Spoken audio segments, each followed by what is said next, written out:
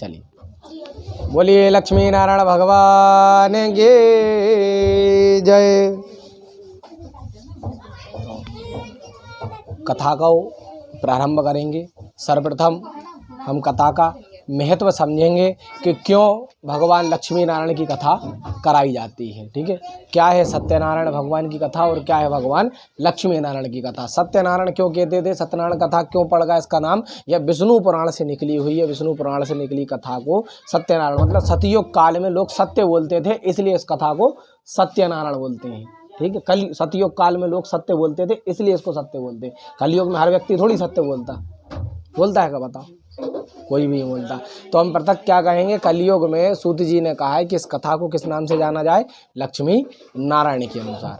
ठीक है, किसके अनुसार, लक्ष्मी नारायण की। जैसे उदाहरण में आप जोड़े से हो तो था हमने पूछा ना कि भैया जोड़े से बैठोगे ना, तो ऐसे ही हम भगवान नारायण को नहीं, माता लक्ष्मी जी को भी निमंत्रण करेंगे। किसको, माता लक्ष्मी जी को भी निमंत्रण करेंगे। तो क्या कहेंगे हम, किसकी कथा को श्रवण कर रहे हैं, भगवान लक्ष्मी और नारायण की। किसकी कथा कर रहे हैं, लक्ष्मी नारायण की, ताकि माता लक्ष्मी जी भगवान नारायण के साथ हमारे द्वार को आए। जैसे माता लक्ष्मी अखंड सौभाग्यवती हैं, उसी प्रकार मेरे घर में जो भी हैं, बहन है, पत्नी है, माँ है और भी जो घर की अन्य स्त्रियाँ, उनको भी अखंड सौभाग्यवती रहने का वरदान मिले। हे माता महालक्ष्मी में आप मेरे द्वार को आइए। आपकी जो दो छोटी बहनें हैं वह भी सदाशिव मेरे घर में निवास करें। माता अन्नपूर्णा और माता धनवंतरी दोनों स्वरूपों में विराजमान हो। तो हम किसकी कथा को श्रवण कर रहे हैं, भगवान लक्ष्मी नारायण की कथा को श्रवण कर रहे हैं। ठीक है, क्या है भगवान लक्ष्मी नारायण की कथा और क्यों भगवान लक्ष्मी नारायण की कथा को करना चाहिए, इसके संदर्भ में आपको मैं अवगत कराऊंगा। तो एक बार जैसे कि हमारे घर कार्य में सबको कार्य बटे हुए हैं, उसी प्रकार देवलोकों में भी सबके कार्य बटे हुए हैं। तो एक बार ब्रह्मा जी के पुत्र नारद मुनि तीनों लोकों में भ्रमण करने के लिए विचार करके निकले। सबसे पहले वह गए थे वायु लोक में। वायु लोक में जब स्वर्ग लोक की ओर गए तो उन्होंने देखा जो आकाश में उड़ने वाले जीव हैं, आकाश में उड़ने वाले पक्षी हैं, भाई आज़ाद हैं और उन्हें किसी भी प्रकार की कोई आपत्ति नहीं, किसी प्रकार का कोई असंतोष नहीं, किसी प्रकार की कोई समस्या नहीं, विचित्र रूप से आज़ाद हैं। जब वो पाताल लोक को गए तो पाताल लोक में भी उन्होंने देखा कि जो पाताल लोक में जीव रह रहा है वह भी स्वतंत्र है और आज़ाद है। जब भगवान नारद मुनि भूलोक में आए तो उन्होंने देखा कि मनुष्य बड़ा परेशान है, मनुष्य बड़ा परेशान है, किसी न किसी दुख से परेशान है। लेकिन वो स्वयं के दुख से परेशान कतई नहीं है। किसके सुख से परेशान है, सामने वाले के सुख से परेशान है। व्यक्ति नारद मुनि ने देखा कि भूलोक में मनुष्य खुद के दुख से बिल्कुल परेशान नहीं है, सामने वाले के सुख से परेशान है। उदाहरण में आप क्या करो, घर में नमक से रोटी खाओ। कैसे रोटी खाओगे, नमक से। और जब घर के बाहर निकलो तो बढ़िया अच्छे से तैयार होकर के, सोने के आभूषण धारण कर करके, बढ़िया वस्त्र पहन करके फोर व्हीलर में बैठ के चले जाना। जब व्यक्ति बाहर का व्यक्ति देखेगा तो क्या कहेगा कि सारी कृपा भगवान की इनके ऊपर है, जो कुछ है सब इनके पास है। लेकिन अथक बात में क्या है, सत्यता क्या है कि आप काय से रोटी खा रहे हैं, घर में नमक से रोटी खा रहा है, लेकिन बाहर हम क्या हुआ, तैयार होके गए। तो व्यक्ति स्वयं के दुख से कतई परेशान नहीं। भगवान ने हमें नहीं दिया उसकी कोई बात नहीं, लेकिन उसको क्यों दे दिया। तो व्यक्ति स्वयं के दुख से कतई परेशान नहीं, दूसरों के सुख से भरपूर परेशान है। जब ब्रह्मा जी ने नारद मुनि से पूछा कि हे पुत्र, तुम कहाँ कहाँ भ्रमण करके आए हो, तुम वहाँ से क्या सूचना लेकर के आए हो। नारद मुनि मुस्कुराने लगे। मनुष्य की भावना देख करके नारद मुनि मुस्कुराए और कहने लगे, हे पिताश्री, मैंने देखा कि स्वर्ग लोक में मनुष्य आजाद है, पाताल लोक में जीव आजाद है, स्वतंत्र है। परंतु जब मैं कलयुग में गया, जब मैं भूलोक में गया तो मैंने देखा पिताश्री कि मनुष्य स्वयं के दुख से कतई परेशान नहीं है, व्यक्तिगत रूप से दूसरे के सुख से परेशान है। तो कहने लगे उन सुखों का क्या अभाव है, दुखों का क्या कारण है, क्यों दुख मनुष्य के जीवन काल में आते हैं। जब ऐसा जाना तो भगवान नारद मुनि नैमिषारण्य तीर्थ में जहाँ पूजन पाठ कर्म कांड इत्यादि किया जाता है, जहाँ प्रचार रूप से दान पुण्य इत्यादि करे जाते हैं, उनको नैमिषारण्य तीर्थ कहा जाता है। नैमिषारण्य तीर्थ में जब भगवान नारद मुनि आए तो उन्होंने देखा कि कोई राजा इतने सारे ब्राह्मण 1,88,000 ब्राह्मणों को बिठा करके हवन और यज्ञ कर रहा था।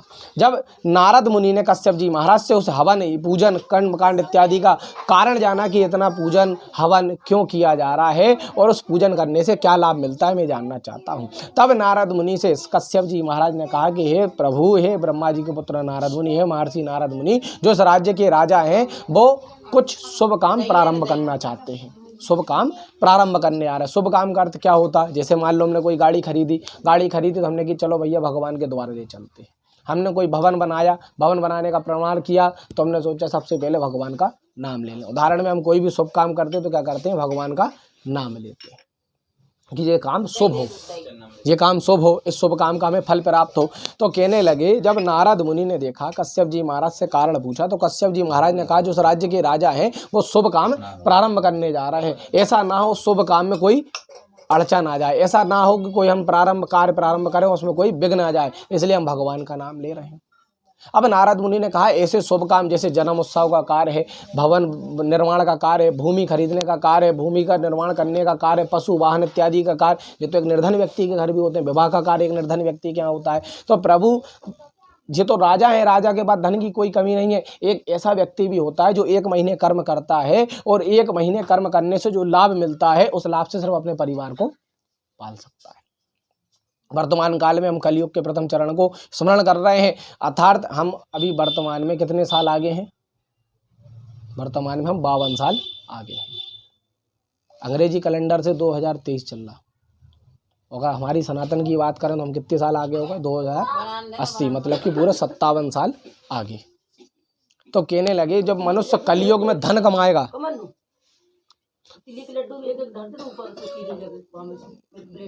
तो कहने लगे प्रभु कि जो व्यक्ति 1 महीने कर्म करेगा, कलयुग में बताया गया, जो व्यक्ति कलयुग में कमाएगा, उस कमाए हुए 1 माह के धर्म से 1 महीने के कर्म जो लाभ मिलेगा उससे सिर्फ 20 दिन की व्यवस्था कर पाएगा। आप कितना भी कमाना, हम कितनी व्यवस्था कर पाएंगे, सिर्फ 20 से 22 दिन की। इसके बाद 8 से 10 दिन हम कैसे निकालते हैं वो हमारे ऊपर निर्भर करते हैं। लेकिन व्यक्तिगत बाहर का व्यक्ति थोड़ी समझेगा, वो तो ये सोचेगा सारी कृपा किनके ऊपर बरसी, इनके ऊपर बरसी हुई है। सूत जी ने कहा है कि मनुष्य कलयुग में कितना भी कमाए लेकिन व्यवस्था 20 दिन की ही कर पाएगा। तो कहने लगे प्रभु ऐसा शुभ काम तो एक निर्धन व्यक्ति के घर भी होता है, विवाह का कार्य, जन्मोत्सव का कार्य, भूमि भवन पशु इत्यादि वही भी खरीदता है, वही भी उसके यहाँ भी विवाह होना है। तो मुझे कोई ऐसी कोई कथा बताओ, ऐसा मुझे कोई दान बताओ, ऐसा कोई पुण्य बताओ जिसको निर्धन करे तो भी उतना पुण्य मिले और धनवान करे तो भी उतना पुण्य मिले। सारे ऋषिगण पूरे 1,28,000 ब्राह्मण विचित्र हो गए, विचार करने लगे कि ऐसा कौन सा दान है या पुण्य है जिसको भगवान दोनों को बराबर पुण्य दे, दोनों को बराबर लाभ प्रदान के। तो उन सारे ऋषियों ने कश्यप जी महाराज से आह्वान किया कि नारद मुनि जी से पूछिए कि कौन सा दान या पुण्य या व्रत है जिसको करने से निर्धन को भी उतना फल मिलता है और धनवान को भी उतना फल मिलता है, चाहे आप सोने का छत्र चढ़ाओ और चाहे फूलों की माला चढ़ाओ। जब नारद मुनि ने इतना प्रसंग पूछा तो कश्यप जी महाराज ने कहा चतुर्थ वेदार्थ मुखे अतार्थ आप उनकी संतान है जिन्होंने चारों वेद अपने मुख से बोल करके लिखे हुए हैं। तो हे प्रभु आप ही मुझे कोई ऐसा व्रत बताओ, दान बताओ जिसको करने से मनुष्य जाति का उद्धार होता हो। तो कहने लगे यदि मनुष्य किसी भाव में जाता है, किसी कर्म को करता है, वो मात्र यदि भगवान का स्मरण भी कर ले तो भगवान की कृपा उसके ऊपर बरस जाएगी। यदि मनुष्य लक्ष्मी नारायण भगवान की कथा को करता है, यदि मनुष्य सत्यनारायण भगवान की कथा को करता है तो उसे कथा का लाभ प्राप्त होगा। जब नारद मुनि से इस प्रकार का भाव सुना, नारद मुनि से इस प्रकार का प्रसंग सुना तो कश्यप जी महाराज ने पूछा क्या है भगवान लक्ष्मी नारायण की कथा, क्यों भगवान सत्यनारायण की कथा करना चाहिए, क्यों भगवान लक्ष्मी नारायण की कथा करना चाहिए और उसको करने से क्या लाभ मिलता है। तो नारद मुनि ने कश्यप जी महाराज से कहा कि प्रभु जो मनुष्य है बड़ा निर्दयी है, बड़ा स्वाभिमानी है, यदि उससे कहा जाए कि इस मंदिर की या इस धार्मिक स्थल की बड़ी महानता है, आप तुम जो मांगोगे वो भगवान तुम्हें दे देंगे। भाई इतना भोला है कि आप इतना कहोगे कि आप जो मांगोगे भगवान आपको दे देंगे। तो वह व्यक्ति बेचारा बिना दूर करके, बिना किसी मूल भाव के भगवान से मांग लेगा। उसने भगवान से तो मांगा और भगवान ने उसे दे भी दिया, परंतु समय बल के अनुसार वो उस स्थान पर, धार्मिक स्थान पर कौन से वचन बोल के आ गया था जिसके कारण हमारे कार्यों में विघ्न आता है। यदि कोई मनुष्य कहीं वचन बोल कर के आ जाए और वो वचन अधूरे रह जाएं तो उन अधूरे वचनों के कारण हमें कष्ट मिलता है। कैसा कष्ट मिलता है कि हमने कोई कार्य प्रारंभ किया, वो कार्य प्रारंभ होते होते ही विफल हो गया। धोखे से किसी कारणवश अगर वो कार्य प्रारंभ हो भी गया तो 4 से 8 महीने 10 महीने चला और किसी कारणवश वो भी बंद हो गया। हमने किसी कार्य को विचार करने का प्रारंभ किया तो उस कार्य में भी प्रारंभ होने में भी कोई ना कोई विघ्न आ गए, मतलब समस्याओं का भेद चला आ रहा। क्या कारण है, क्यों समस्याएं घर को लौट के चली आ रही। तो सूत जी से ब्रह्मा जी ने कहा कि प्रभु जब मनुष्य अपने वचनों को पूर्ण नहीं करता है तो उसके कार्यों में विघ्न आता है। तो नारद मुनि से कहा कि प्रभु यदि कोई मनुष्य वचन भूल गया होगा तो वो कैसे पूरे होंगे। तो कहने लगे जिस क्षण मनुष्य भगवान लक्ष्मी नारायण की कथा सुन लेगा, सबसे पहले सुनने वाला, क्योंकि कहा गया है कि यदि बच्चा सीखना नहीं चाहे, कोई विद्यार्थी सीखना नहीं चाहे तो संसार का कोई गुरु उसको नहीं पढ़ा सकता। तो कहने लगे प्रभु मुझे कुछ ऐसा विधान बताओ जिसको करने से मनुष्य जाति का उद्धार होता हो।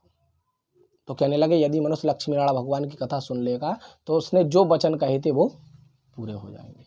आपने जहाँ जो वचन कहे वो पूरे हो जाएंगे। कहने लगे प्रभु वचन तो हो गए कथा सुनने से, अब पान प्रसाद चढ़ाने की बात भी करता है व्यक्ति, किसी मंदिर में जाएगा तो पान प्रसाद चढ़ाने की बात करे, तो वो पान प्रसाद कैसे चढ़ा सकते हैं। तो सूत जी से कहा, सूत जी से नारद मुनि जी ने कहा कि जो कथा करा सकता है वो कम से कम 2 कन्याओं को भोजन करा सकता है। यदि आप 2 कन्याओं को भोजन कराने में असमर्थ हैं तो ये कथा किसी काम की नहीं, इस कथा का हमें कोई लाभ नहीं मिलेगा। अगर आप कथा नहीं करा सकते तो मत कराओ, अगर हम कथा कराने में असमर्थ हैं तो मत कराओ।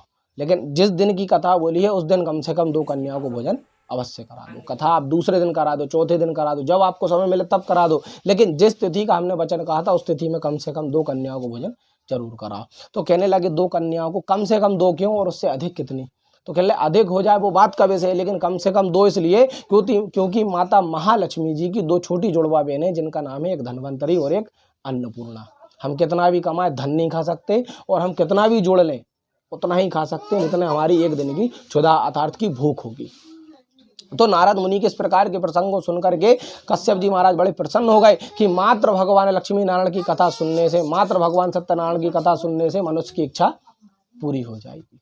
अब उन्होंने कहा कि जब इतनी अच्छी कथा है, इतना अच्छा भाव है, तो हे प्रभु इस कथा को कब करना चाहिए, कैसे करना चाहिए, किस काम में करना चाहिए। तो उन्होंने कहा कि भगवान लक्ष्मी नारायण की कथा किसी भी दिन, किसी भी समय, किसी भी कर्म और किसी भी भाव में कर सकते हैं। जैसे 10 मान्य के दिन करते हैं, क्यों करते हैं, क्योंकि हो सकता है जाने अनजाने में हम बारात लेकर के गए हो, विवाह का कार्य कराओ, उसमें हम किसी देवी देवताओं का स्मरण करना भूल गए हो, या हो सकता है हम बारात लेकर के जा रहा हूँ किसी रुद्रदेव को नमस्कार करना भूल गए हो। तो जब हम 10 मान्य के दिन भगवान लक्ष्मी नारायण की कथा कर लेते हैं तो सारे देवी देवता प्रसन्न हो जाते हैं और अपने देवलोक को चले जाते हैं। हम भी संकल्प करेंगे जब कथा पूर्ण हो जाए तो कम से कम 2 कन्याओं को भोजन अवश्य कराएंगे। इसी आशा भाव से लक्ष्मी नारायण भगवान के चरण कमलों में प्रथम अध्याय समाप्त करते हैं। तो बोलिए लक्ष्मी नारायण भगवान के जय।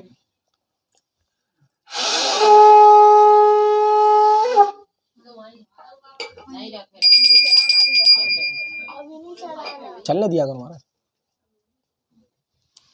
अब कहने लगे क्या प्रभु कोई ऐसा व्यक्ति है जिसने भगवान लक्ष्मी नारायण की कथा सुनी हो या कथा होते देखी हो या कथा बोली हो, कोई ऐसा व्यक्ति है, मैं उसके बारे में भी जानना चाहता हूँ। कहला बिल्कुल सत्य वचन है। सुंदर काशीपुरी नगरी में एक अत्यंत निर्धन दंडी निवास करता। दंडी मतलब कि मनुष्य निवास करता था। वह कभी परेशान, कभी भूखा, कभी दुख, मतलब कोई ना कोई समस्या, कोई ना कोई विपरीत स्थिति उसकी तैयार बनी रहती थी। जब उसके जीवन में कष्टों का समुद्र अपार हो गया, जब कष्टों की झेलना अपार हो गई, तो उसने सोचा कि ऐसे जीवन को जीने से अच्छा है कि मैं संसार को ही छोड़ दूं, संसार का ही त्याग कर दूं। ऐसे जीवन जीने से अच्छा तो संसार को ही त्याग दो, क्यों कष्ट देखते रहें। तो कहते हैं ना कि जब हम हार मान जाते हैं तो भगवान हमें एक अवसर जरूर देते हैं।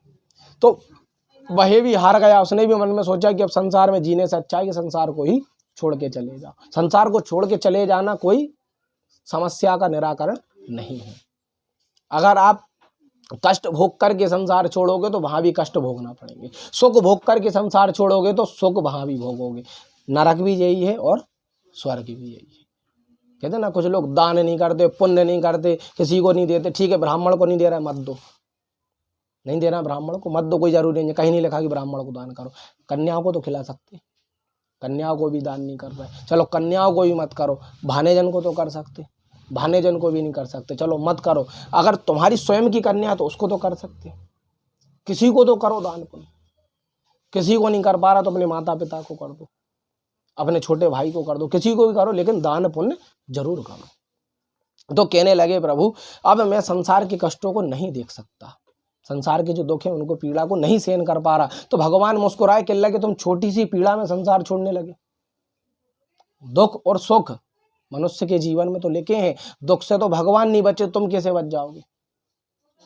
कष्ट तो भगवान पे भी आ गए थे, तुम कैसे बच जाओगे, तुम तो मनुष्य हो। लेकिन फिर भी भगवान ने कहा है कि मुझे शोक ना कष्ट देना और मेरे भक्त को 0.1% दुख देना, ज़्यादा कष्ट मत देना, मनुष्य झेल नहीं पाएगा। और तुम 0.1% कष्टों को नहीं झेल पाओ, संसार छोड़ने का विचार करने लगे, कहने लगे प्रभु क्यों मेरे जीवन में कष्ट आए, क्यों मेरे जीवन में दुख आए, उनका कारण मैं जानना चाहता हूँ। तो भगवान ने, नारायण ने कहा कि जब तुम कमाते थे तो तुमने कमाए हुए धन का सिर्फ मदरापान सेवन किया, तुमने आज कमाया और उसकी दारू पी ली, तुमने जो जोड़ा उससे जुआ सट्टा खेल लिया, तुम जो लेकर के आए उससे मांस मदरा इत्यादि का सेवन कर लिया। कैसे माता लक्ष्मी तुम्हारे इधर रुक सकती हैं? क्योंकि भगवान नारायण ने कहा कि जो धन का दुरुपयोग करे आप उसके स्थान पर कतई मत रुकना।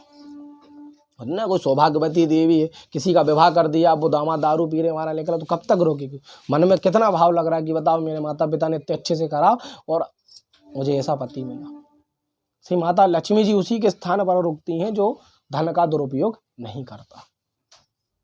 भले वो कितना भी कमाए लेकिन सफल नहीं हो सकता, भले वो कितना भी जोड़ ले सब व्यर्थ हो जाएगा। क्यों? क्योंकि धन का दुरुपयोग करना हमारे जीवन का कष्ट का पहला पर्व है, पहला कारण है। हम पहली सीढ़ी यहीं से चढ़ते हैं कि जब हम धन का दुरुपयोग करते हैं। तो कहने लगे कि माता लक्ष्मी मेरे द्वार कैसे लौटेंगी? आज तो रुष्ट हो गई मैंने, ठीक है धन अब मेरी गलती मैं स्वीकार कर लेता हूँ, लेकिन माता लक्ष्मी मेरे द्वार पुनः कैसे लौट सकती हैं? कहने लगे जहाँ कथा हो रही वहाँ कथा सुन लेना, कराओ मत, जहाँ कथा हो रही वहाँ कथा सुन लेना, अच्छी लगे कथा तब जाके कराना, और नहीं करा पाओ तो कम से कम 2 कन्याओं को भोजन करा देना। बोला ठीक है प्रभु। इतना कह करके जहाँ कथा हो रही थी वहाँ कथा सुनी, सूत जी के आश्रम में बैठ करके, अत्रि ऋषि के आश्रम में बैठ करके कथा को श्रवण किया, कथा सुनी तो कहने लगे प्रभु मुझे भी इस कथा को कराना है। तो अत्रि जी ने कहा कि किसी से उधार मत मांगना, क्योंकि उधार मांगोगे तो लौटाना पड़ेगा, किसी से धन उधार मांगोगे तो लौटाना पड़ेगा। और भिक्षा मांगे के करोगे तो भिक्षा में कोई चीज़ वापस मांगते ही नहीं, कोई तुमने दान कर दिया, दान करी वस्तु कोई नहीं मांगेगा। तो जो तुम कमाओगे उसी से, जो भिक्षा मांगोगे उसी से कथा करना, जो अन्न मिले उससे कन्याओं को भोजन कराना। वचन देता हूँ जैसा तुम्हारा जीवन था उससे और अच्छा कई गुना हो। न मन में विचार किया प्रभु भगवान की कथा अवश्य कराऊंगा, क्योंकि सूत जी ने कहा है कि भविष्य पुराण में, मतलब कि आने वाला जो कलयुग चल रहा है, भविष्य पुराण में जो आएगा समय, जो अपन भुगत रहे हैं उस समय की बात कर रहा हूँ। भविष्य पुराण में कहा गया है धनवंतरी कथा में कि मनुष्य दूसरे के हक का धन चला जाएगा, मतलब कि भविष्य में धन देना एक जादू के समान होगा। आप किसी को दे के देखो व्यक्ति गायब हो जाएगा। आप कलयुग में किसी को धन दे के देखो, किसी को उधार पैसे दे के देखो, व्यक्ति गायब हो जाएगा। व्यक्ति हो सकता है कलयुग में अन्न कथावली के अनुसार हो सकता है वो प्याज नहीं खाता हो, या हो सकता है वो लहसुन नहीं खाता हो सकता है अदरक नहीं खाता हो सकता है विभिन्न प्रकार की सब्जियां नहीं खाता हो, लेकिन दूसरे का अधिकार का पैसा जरूर खाएगा। कहते ना कि जो आपका होगा वो संसार में कहीं भी रखा हो आपको प्राप्त हो जाएगा, और जो आपका नहीं होगा वो जोड़ने के बाद भी चला जाएगा। इतना कोई व्यक्ति दान नहीं करता, पुण्य नहीं करता, तो भगवान एक एक दिन का दान उसका एकत्रित करते हो, फिर जब वो अंत में जाते हैं तो इकट्ठा दे के चले जाते हैं, इकट्ठा दे के चले जाते। डॉक्टर को 10-20 लाख दे के चले जाते हैं।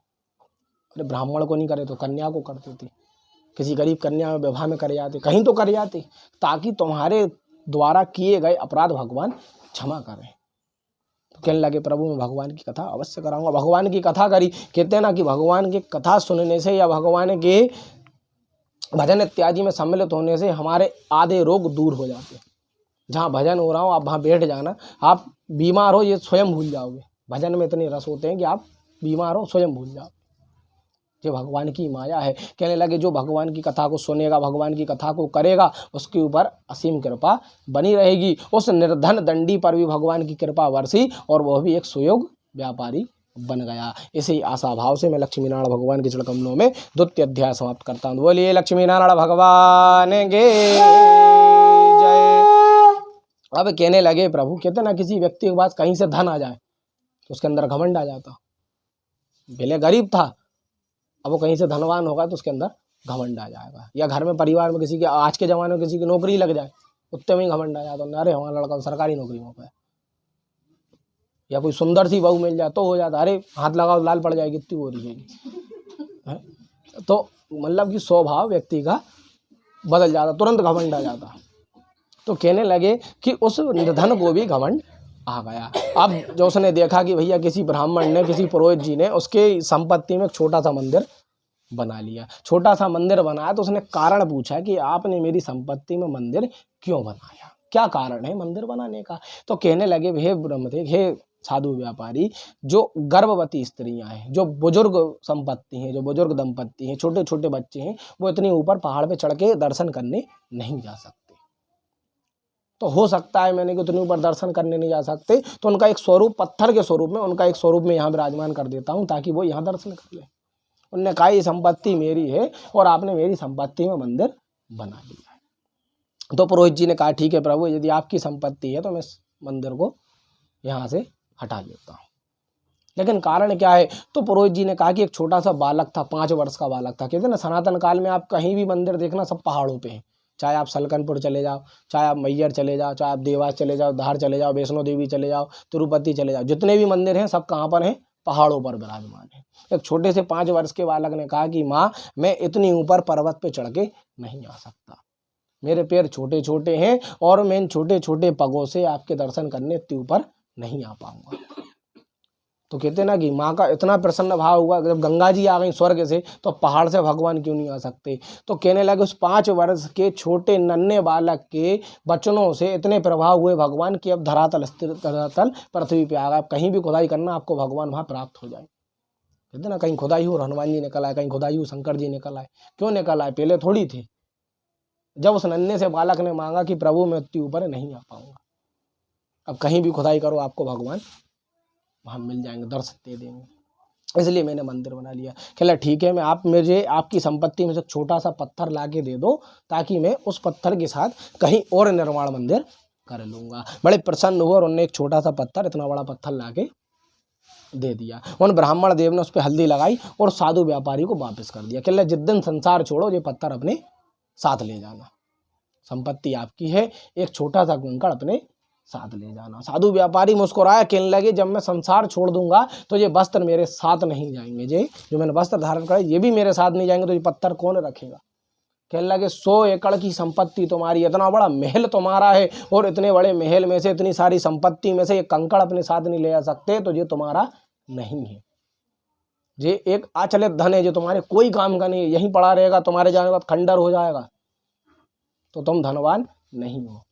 तो साधु व्यापारी उस बात को समझ गया कि ये सही बात है कि मैं साथ में पत्थर नहीं ले सकता, 1 रुपये अपने साथ नहीं ले जा सकता। तो साधु व्यापारी मुस्कुरा करके मंदिर पंडित जी को दान कर दिया। ब्राह्मण देव भी मुस्कुरा बैठे, कहने लगे दान भी ऐसी वस्तु की जाती है जिससे किसी का उद्धार हो। मैं भी इस मंदिर पे कब तक सेवा करूंगा जब तक शक्ति है, जिस दिन शक्ति चली जाएगी मैं भी संसार छोड़ के चला जाऊंगा, मंदिर यहाँ रहे। तो दान ऐसी वस्तु करो जिससे उस किसी का उद्धार हो। तो जीवन में 2 दान महत्वपूर्ण कहे गए, एक कन्या और एक गौ। यदि आपने जीवन में कन्या दान कर दिया ये सर्वश्रेष्ठ दान है, या जीवन में आपने गौ दान कर दी तो सर्वोत्तम और श्रेष्ठ दान है। इसके अलावा और कोई दान का वैभव नहीं कहा गया। कहने लगे ठीक है प्रभु। अपने घर गए, अपनी पत्नी लीलावती से कहा क्या मैं धनवान नहीं हूँ? तो लीलावती ने कहा ना आप धनवान हो ना आप दानवीर हो, आप कौन हो? जमींदार हो। आपके पास जमीन हो जायदाद है तो आप कौन हो? जमींदार हो। तो उनके आश्रम में गए, कहने लगे प्रभु आपने मेरे नेत्र खोल दिए, सत्य बात कही आपने, मैं तो धनवान हुई नहीं, मैं तो जमींदार हूँ। कहने लगे धनवान कब होऊंगा और दानवीर कब होऊंगा? कहने लगे जब तुम्हारा संतान होगी और जब तुम किसी को दान करोगे तब तुम दानवीर होगे।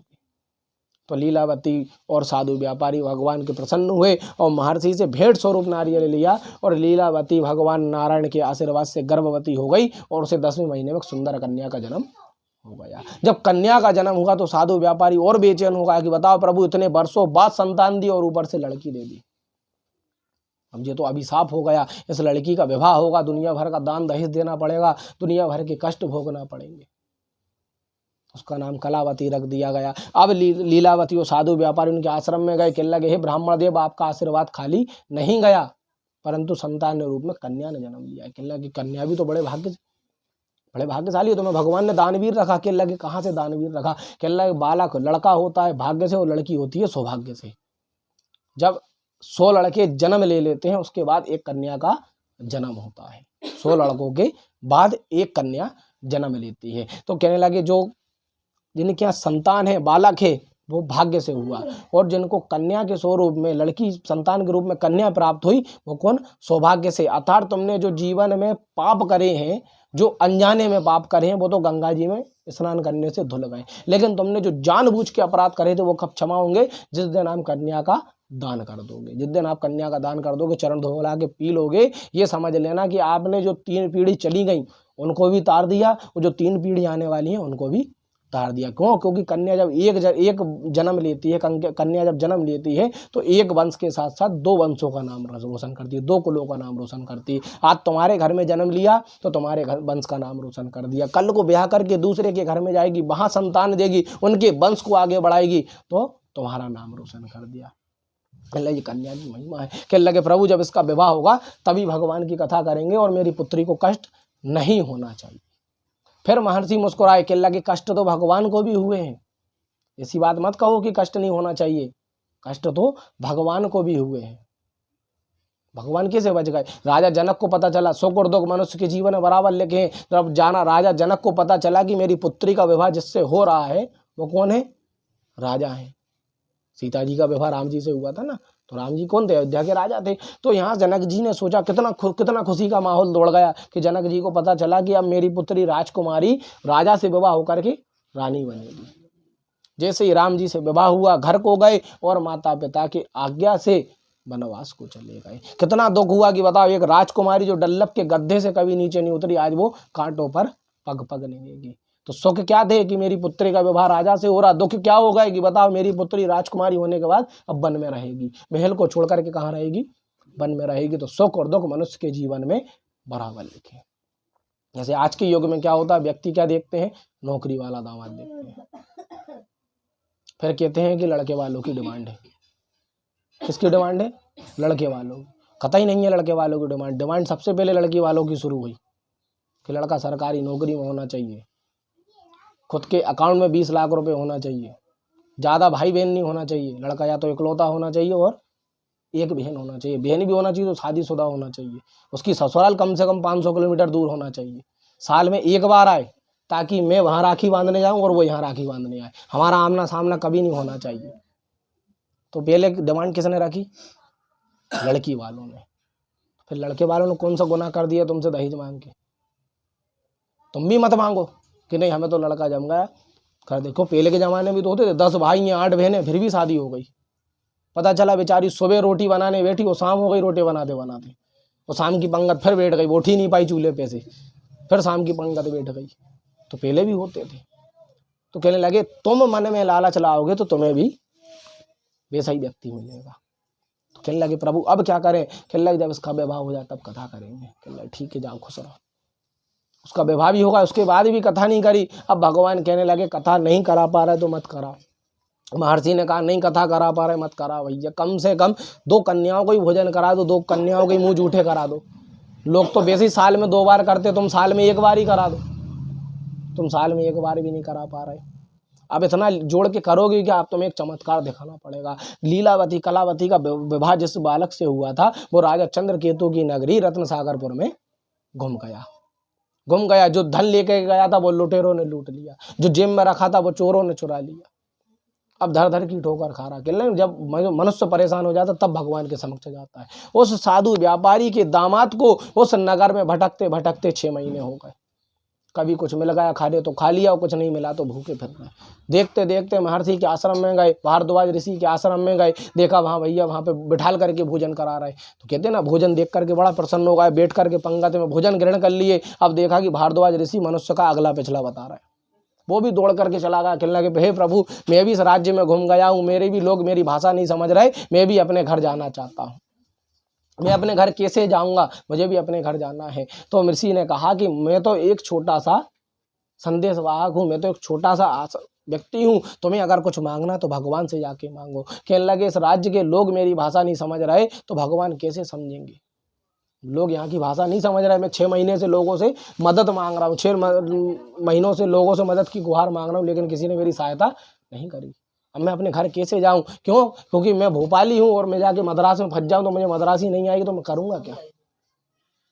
तो कहने लगे यहाँ के लोग मेरी भाषा नहीं समझ रहे, मैं घर कैसे जाऊँगा? कहने लगे जाओ भगवान से मांगो तुम्हें अवश्य मिल जाएगा। कहने लगे यहाँ के लोग भाषा नहीं समझ रहे, भगवान कैसे समझ सकते हैं? कहने लगे 2 साल का बच्चा बोल नहीं पाता लेकिन उसकी माँ दादी और नानी समझ जाती है क्यों रो रहा है। 2 साल का बच्चा बोल नहीं पाता लेकिन उसकी माँ दादी और नानी समझ जाती है क्यों रो रहा है। क्यों? क्योंकि उनने उसे जन्म दिया है, भगवान है उसकी। तुम एक बार मांगो। तो कहने लगे ठीक है प्रभु। अब गया, जैसे ही मंदिर गया तो देखा कुछ लोग दंडवत प्रणाम कर रहे थे। होता ना, देखा होगा लोग कुछ साष्टांग नमस्कार करते, दंडवत प्रणाम करते, बिल्कुल लेट जाते हैं। तो उसने महर्षि से पूछा कि प्रभु कुछ लोग तो दंडवत प्रणाम कर रहे हैं, इससे क्या और जल्दी सुन लेते क्या भगवान, इससे क्या और जल्दी सुन लेते। तो महर्षि ने कहा कि एक छोटा सा बालक मेला घूमने जाता है अपने परिवार के साथ, बच्चों माता पिता के साथ, एक छोटा सा बच्चा मेले में घूमने जाता है। अगर उस मेले में उसको कोई खिलौना पसंद आ जाए और माँ बाप नहीं दिलाएं तो उस मेले में वो लौटने लगता है। जब उस मेले में लौटने लगता है, 10 लोग देखने लगते हैं, तो माँ बाप मजबूरन उसे दिला देते। तो ऐसे ही मंदिर में जब हम दंडवत प्रणाम करते तो भगवान समझ जाते हैं कि अब ये लौटने पे भी आ गया। अभी तो हाथ जोड़ के मांग रहा था, एक दिन ऐसे ही मांग रहा था, आज ये काय पे आ गया, लौटने पे भी आ गया। आज ये बिल्कुल फैल गया, दंडवत होके नमस्कार होगा, अब तो मजबूरी उसको देना पड़ेगा।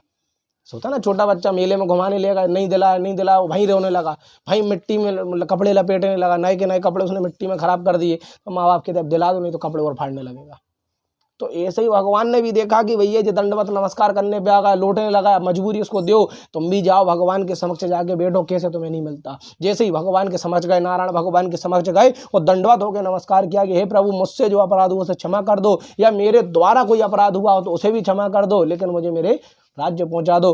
भगवान नारायण ने राजा चंद्रकेतु को स्वप्न में दर्शन दिए कि हे राजन, तुम्हारे राज्य में एक देवदूत धर धर की ठोकर खा रहा है, उसे उसके द्वार पहुंचा दो ताकि वो अपने घर चला जाए। जब ऐसा प्रसंग सुना तो सुबह सुबह सभा में सपना सुनाया और दोनों बड़े पुत्रों को केस से मुक्त कर सभा में बुला गया। दोनों ने आते ही राजा को नमस्कार किया। राजा कहने लगे, हे महानुभाव, मैं नहीं जानता हूँ आप कौन हो और कहाँ से आए हो, लेकिन मेरी हरी इच्छा ये है कि जो तुम्हारा चोरी हुआ है मैं उसका दोगुना तुम्हें दे करके विदा कर दूं। उस साधु व्यापारी के दामाद को जितना उससे लूटा था, जितना उसका चोरी हुआ था, उससे दोगुना धन दे दिया और आदर से उसको उसके राज्य की ओर पहुंचा दिया। इसी आशा भाव से हम भी प्रयत्न करेंगे कि हे प्रभु आपकी कृपा हम पे सदैव बरसाए रखना। हम जो काम कर रहे हैं यदि उसमें भी वृद्धि हो गई तो हम समझ जाएंगे प्रभु आपका आशीर्वाद हम पर बन गया। इसी आशा भाव से लक्ष्मी नारायण भगवान की चरणकमलों में तृतीय अध्याय समाप्त करते हैं। तो बोलिए लक्ष्मी नारायण भगवान की जय। कहते हैं ना कि मनुष्य बहुत मेहनत करता है, परिश्रम करता है, भक्ति करता है, लेकिन प्राप्त नहीं हो रहा, फल प्राप्त नहीं हो रहा। कैसे प्राप्त नहीं हो रहा? भगवान मेरी सुन नहीं रहे, दिया तो कोई काम का नहीं दिया, क्योंकि भगवान जो देते हैं वो सोच समझ के देते हैं। भगवान जो देते हैं वो सोच समझ के देते हैं। जैसे एक बार पूछा एक से, कहते हैं ना ज्ञान होना बहुत जरूरी है, ज्ञान होना। कहने लगे कि गूंगा पानी कैसे मांगेगा? एक व्यक्तित्व महर्षि ने पूछा कि गूंगा पानी कैसे मांगेगा? तो उसने बोला ऐसे पानी मांग लेगा। ये किसकी भाषा हो गई? अन्न की भाषा हो गई कि गूंगा पानी कैसे मांगेगा? ऐसे मांगेगा। और अंधा केची कैसे मांगेगा? उन्होंने कहा ऐसे मांगेगा। तो कहने लगे अंधा बोल नहीं सकता क्या? हाँ वो तो अंधा है ना, बोल तो नहीं सकता, बोल सकता है। अर्थात भगवान जो देते हैं वो सोच समझ के देते हैं। एक दिन एक राजा जाकर के वन पशुओं को मारने चला, वन पशुओं को मार रहा था। उसी समय रथ पे से गिर करके उसका पैर टूट गया। पैर टूट गया तो महामंत्री के पास समझ गया, कहने लगे हे महामंत्री एक बात बताओ, मैं जब पशु को मारने लौटा तो जो मेरा पैर कैसे टूट गया, इसका टूटने का कारण क्या है? तो महामंत्री ने कहा कि हे राजन, जो होता है अच्छे के लिए होता है। तो कहने लगे बताओ, मैं पशु को मारने गया, मेरा पैर टूट गया, मुझे पीड़ा हो रही है, और तुम कह रहे हो जो होता है अच्छे के लिए होता है। तुम्हारा पैर टूटा होता तो तुम्हें पता चलता। मेरा पैर टूटा है, मैं जानता हूँ कितनी पीड़ा हो रही है। एक काम करो, उस महामंत्री को कारावास में डालो, क्योंकि उसको मेरी पीड़ा पे संतुष्टि हो रही, खुशी हो रही है, इसको कष्ट में डालो, उसको कारावास में डालो। कारावास में डाल दिया। नया महामंत्री नियुक्त किया। नया महामंत्री कहने लगा पद जब ही स्वीकार करूंगा जब तुम उस पशु को मार के आओगे, नहीं तो सब मुझसे कहेंगे तुम कायर राजा के महामंत्री हो। तो उस महामंत्री की कथन अनुसार राजा वन में मारने चला गया, उस पशु को मारने चला गया। जब वन में उस पशु को मारने गया तो भैया आदिवासी कबीले के लोगों ने उस राजा को पकड़ लिया कि अब कुल देवी को बलि इसी की चढ़ाएंगे, क्योंकि उनके सरदार ने कहा एक मनुष्य लेके आओ, कुल देवी को प्रसन्न करना है। तो अब वो मनुष्य ले गए। जब मनुष्य को लेके गए तो उन्होंने उसका प्रचार पूछा कि हे कौन, इसका परिचय पूछा जी हे कौन? कहने लगे तो राजा है। तो कहने लगे बताओ 100 बलि चढ़ाएंगे और एक राजा की बलि चढ़ाएंगे तो उतना प्रसन्न है। अब राजा की बलि चढ़ा। तो उनके सरदार ने कहा देखो कहीं राजा कहीं से खंडित नहीं हो, राजा कहीं से खंडित ना हो, नहीं तो बलि कोई काम की नहीं। देखा तो राजा का पाँव टूटा हुआ है। तो उन्होंने सरदार से कहा कि हे प्रभु, हे सरदार, हे प्रभु, इस राजा का तो पाँव टूटा हुआ है। तो कहने लगे राजा का पाँव टूटा हुआ, राजा कोई काम का नहीं, इसे छोड़ दो, राजा को छोड़ दो, राजा कोई काम का नहीं, उसका पैर टूटा हुआ है, मैं खंडित बलि थोड़ी चलाना। वो घर को चला गया। अब वो घर को गया, कहने लगा अगर पैर नहीं टूटा होता तो आज बलि चढ़ गई थी। तो महामंत्री से पूछा कि बताओ तुमने ऐसा क्यों कहा कि जो होता है अच्छे के लिए होता है, जो भगवान देते हैं सोच समझ के देते हैं। तो कहने लगे एक बात बताओ, अभी तुम्हारा पैर टूटा था राजन और तुम कहाँ गए थे? कहला वन में। कहला वहाँ क्या हुआ? कहला आदिवासी कबीलों ने पकड़ लिया। फिर क्या हुआ? कहला उनके सरदार ने कहा देखो राजा कहीं से खंडित ना हो, अगर खंडित हो तो छोड़ दो, नहीं हो तो बलि चढ़ा दो। कहला फिर कैसे बच गए? कहला पैर टूटा था। कहला तुमने ऐसा क्यों कहा? कहने लगे हे राजन यदि मैं ऐसा नहीं बोलता तो तुम शिकार पे जाते तो मुझे भी साथ ले जाते। पाँव तुम्हारा टूटा था, मेरा थोड़ी टूटा था, तुम बच जाते, बलि मेरी चढ़ जाती। तो क्या होता है, भगवान जो देते हैं सोच समझ के देते हैं। जो भगवान हमें प्रदान करते हैं बड़े विचार के करते हैं कि नहीं अब सबको करोड़पति बना देंगे तो हर आदमी करोड़पति हो जाएगा, कोई काम नहीं करेगा। तो कहने लगे प्रभु भगवान की कृपा ऐसी है कि जिसको दिया सोच समझ के दिया। तो जो साधु व्यापारी का दामाद था जब जैसे ही नगर के पहुंचा तो कलावती बड़ी प्रसन्न हो गई कि बताओ मेरा पति लौट आया। उसने कथा को आधा अधूरा छोड़ा और अपने पति के दर्शन को चली गई। जब पति के दर्शन को गई तो उसने कथा को तो छोड़ दिया, चलो ठीक है भगवान ने कथा का अपमान तो स्वीकार कर लिया, लेकिन जो कथा में सम्मिलित हुए तो उनको प्रसाद नहीं मिला। तो प्रसाद की बड़ी माया है। कहने लगे उसे भी उसका पति नहीं देखा। जब पति नहीं देखा तो वो नाय माय होकर के विलाप करने लगी, जंगल की ओर भटकने लगी। आकाश से आकाशवाणी होगी हे साधु व्यापारी तुम कतई परेशान मत हो, तुम्हारी पुत्री प्रसाद छोड़ के आई है इसलिए इसका पति अदृश्य हुआ है। वो वहीं खड़ा हुआ है लेकिन मार्ग दोनों के अलग अलग हैं। वो तट के उस साइड खड़ा हुआ है, तट के साइड खड़ी हुई है। कहने लगे कैसे प्राप्त होगा? कहने लगे जब तक मेरे भक्तों को प्रसाद नहीं मिलेगा तब तक, चाहे आप कथा को अधूरा छोड़ दिया उसमें कोई बात नहीं, लेकिन मेरे भक्तों को प्रसाद दे दो और कम से कम 2 कन्याओं को भोजन करा दो। ठीक है प्रभु। जैसे घर को गए कथा को पूर्ण किया, जो कथा में सुनने आए तो उनको प्रसाद दिया, देखा कि उसका पति सामने खड़ा हो। कहने लगे प्रभु प्रसाद कितनी महिमा है, इतना विचार है। तो कहने लगे कभी किसी की शादी में खाना खाने जाना, उस शादी में बने हुए खाने में कोई ना कोई कमी रहती है, और किसी भंडारे में खाना खाने जाना, उस भंडारे में कोई कमी नहीं रहती। क्यों? क्योंकि भंडारे को कहते हैं कि हम चलो भैया वहाँ भंडारा हो रहा थोड़ा सा प्रसाद खा किया जाए,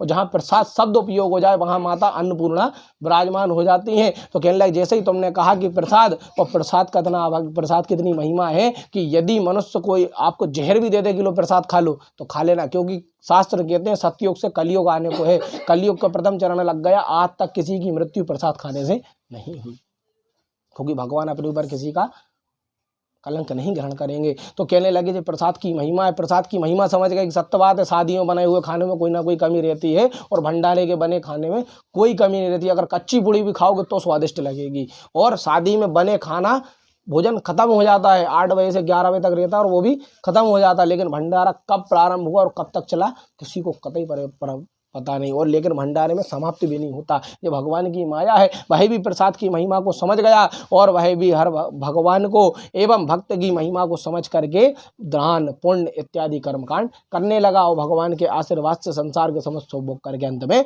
वैकुंठ धाम को चला गया। इसी प्रकार मैं श्री लक्ष्मी नारायण भगवान के चरण कमलों में 4th अध्याय समाप्त करता हूँ। तो बोलिए लक्ष्मी नारायण भगवान के जय। अब कहते हैं कि तुंगभद्र नाम का राजा अपनी कुल देवी को प्रसन्न करने के लिए एक बकरे की बलि चढ़ा रहा था। चलो हो जाएगी माता जी। तो कहने लगे कि एक बार तुंगभद्र नाम का राजा अपनी कुल देवी को प्रसन्न करने के लिए अपने बकरे की बलि चढ़ा रहा था।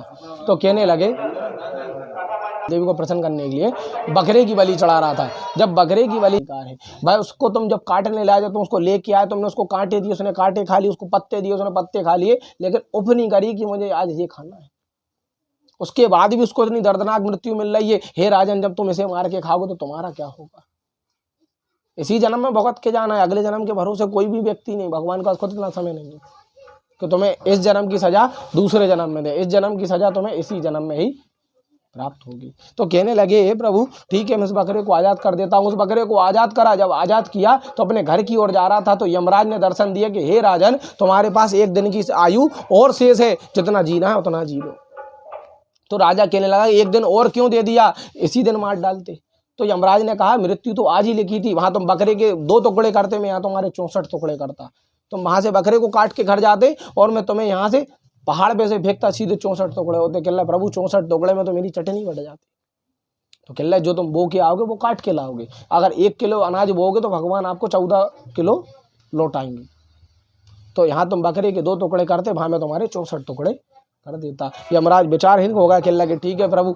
अब इतना कह करके अपने घर को चला गया। कहते ना माता पिता अपने बच्चे के हाव भाव देख के समझ जाते इसके चेहरे पे 12 क्यों बज रहे। तो राजन ने पूछा बेटा क्या बात है और तुम इतने परेशान क्यों हो। तो कहने लगे पिताश्री मुझे यमराज ने दर्शन दिए और कहा कि प्रातःकाल तुम्हारे प्राण हरण करके ले जाऊंगा। अब महाराज की ऐसी बात सुनकर के, राजा की ऐसी बात सुनकर के महाराजा ने तुरंत ब्राह्मण देव को बुलाया। कहने लगे हे ब्राह्मण देव, मेरे पुत्र को यमराज ने दर्शन दिए और कहने लगे प्रातःकाल तुम्हारे प्राण हरण करके ले जाऊंगा। तो ब्राह्मण ने कहा कि अब देखो यदि यमराज ने दर्शन दिए प्राण हरण की बात कर गए तो फिर इसमें कोई संदेह नहीं है, प्राण तो हरण ले जाएंगे, लेकिन कम से कम आज अपने माता पिता की सेवा कर लो ताकि तुम्हें मोक्ष प्रदान हो जाए।